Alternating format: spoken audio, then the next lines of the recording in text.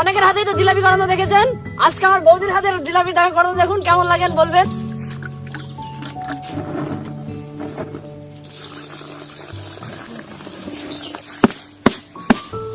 একটু বলে আরো ভালো।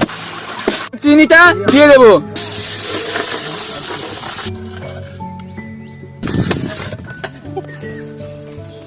বাহ, ভালো লাগে না।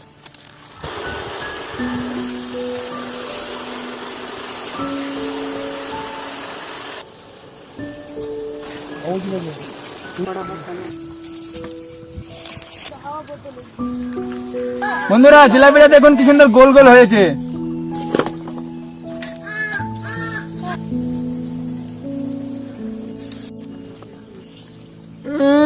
অসাধারণ।